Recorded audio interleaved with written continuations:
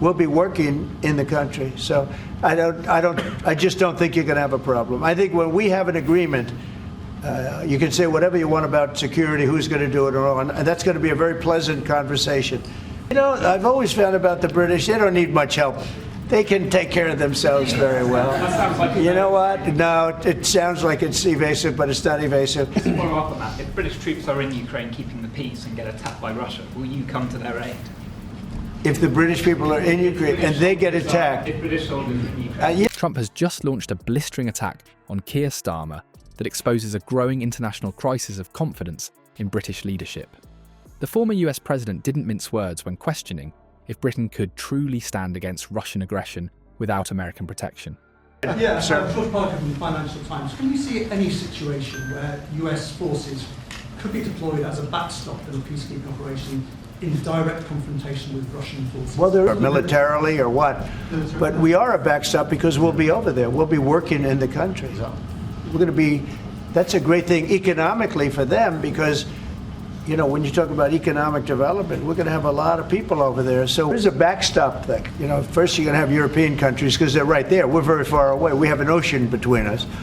But we want to make sure it works. So I don't know when you say backstop, you mean a backstop psychologically? Meanwhile, Russian MP Ivan Popov has issued a chilling warning, calling Starmer reckless and inexperienced, creating the perfect diplomatic storm.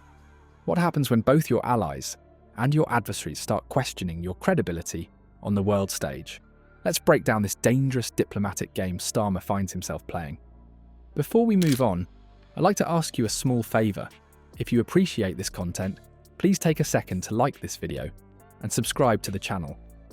Over 98% of you watch the videos without subscribing. It costs you nothing, but it makes a huge difference to us. So, did you click the subscribe button? Great. Thank you so much. Now, back to the video. You know, the British have been incredible soldiers, incredible military, and they can take care of themselves. But if they need help, I'll always be with the British, okay? I'll always be with them. And that's at the Could you take on Russia by yourselves? Well... All right, one or two more. Yes, ma'am? In his remarks at the Munich Security Conference, Vice President... But they don't need help. You look at their career, you have done very well over the years, haven't you? We have. I'm very proud of our country. And we've also always been there backing each other up. Kier Starmer's diplomatic balancing act is quickly becoming a high-stakes tightrope walk with no safety net. His strong declarations about supporting Ukraine, for as long as it needs, might sound reassuring on paper, but they're increasingly ringing hollow on the international stage. It's one thing to talk tough about nuclear deterrence against Russia, but quite another to back those words with substantive policy and military capability. The problem with Starmer's approach isn't just that it lacks conviction, it's that world leaders are beginning to see through it. Trump's pointed question about whether the UK could realistically stand against Russia without American support cuts to the heart of the issue. Britain wants to position itself as a major player in global politics, but does it have the muscle to back up Starmer's bold rhetoric? This attempt to be everything to everyone, staunchly pro-Ukraine while not excessively provoking Russia, maintaining the special relationship with America while carving out an independent European stance, has left Britain looking weak and indecisive. The diplomatic dance might have seemed clever in theory, but in practice, it's made the UK appear fundamentally unserious about its commitments. What's particularly concerning is how this perception gap is widening. While Starmer continues to speak forcefully about standing up to Russian aggression, Britain's actual military capabilities are in decline. This disconnect between words and reality hasn't gone unnoticed, not by allies and certainly not by adversaries. You can't claim to be a heavyweight boxer while simultaneously losing muscle mass. The skepticism towards Starmer's pronouncements is growing both domestically and internationally. Leaders are listening politely to what he has to say, but they're increasingly unlikely to follow his lead or take his commitments at face value. This eroding credibility represents a serious danger to Britain's ability to influence global events effectively. Trump's criticism, cutting as it may be, simply exposes what many have already suspected. Starmer's foreign policy approach fundamentally lacks coherence. By trying to please everyone, Washington, Brussels, Kiev, and even Moscow to some degree, he has ended up pleasing no one. Each constituency sees through the contradictions and hesitates to fully trust British leadership.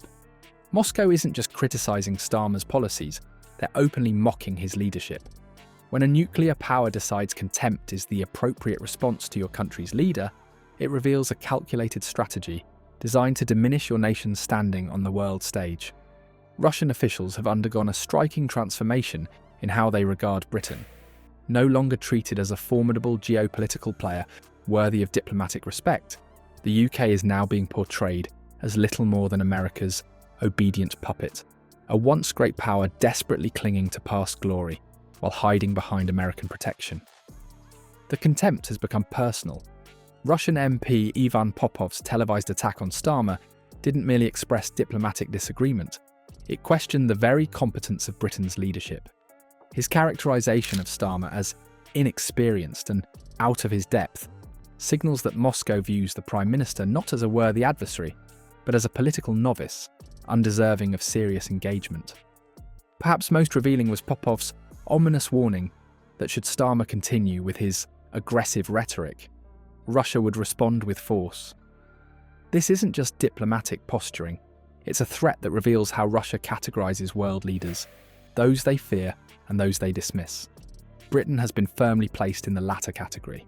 Russian state media has amplified this narrative, systematically portraying Britain as Washington's subordinate rather than an independent force in global affairs. This coordinated messaging campaign serves a dual purpose. It undermines Britain's credibility internationally, while simultaneously reinforcing the Kremlin's narrative that Western unity against Russia is fragile and inauthentic. Moscow's strategic communication approach displays a sophisticated understanding of international perception. By treating Starmer's statements as empty rhetoric from a declining power, Russia isn't merely expressing disagreement, it's executing a deliberate strategy to exploit the gap between Britain's tough talk and its perceived ability to back up those words with action. Would Putin's regime issue similar threats to leaders they genuinely respected or feared? The answer is self-evident. Moscow's communication strategy follows a consistent pattern. Leaders perceived as strong receive measured, careful responses, while those deemed weak face open mockery and direct threats. The treatment of Starmer falls squarely into the second category. So where does all of this leave Britain on the global stage? Simply put, in a credibility wilderness that grows more treacherous by the day, Starmer's diplomatic crisis demands immediate action. The path forward requires abandoning this failed middle ground approach that has left Britain looking toothless in Moscow and unreliable in Washington. History offers clear lessons here. After Vietnam, America rebuilt its international standing through decisive policy shifts and strengthened alliances, not through ambiguity. For Britain to recover its diplomatic footing, experts suggest implementing a coherent foreign policy with unambiguous positions on Russia. This means either committing fully to Ukraine with increased military support and clear deterrence strategies, or honestly acknowledging Britain's limitations. The stakes couldn't be higher. Britain's current position isn't merely ineffective, it's actively dangerous. When adversaries sense weakness, they exploit it ruthlessly. The longer Starmer maintains this diplomatic charade, the more Britain's global influence will erode and the harder it will become to reverse the damage. Time for tough choices has arrived.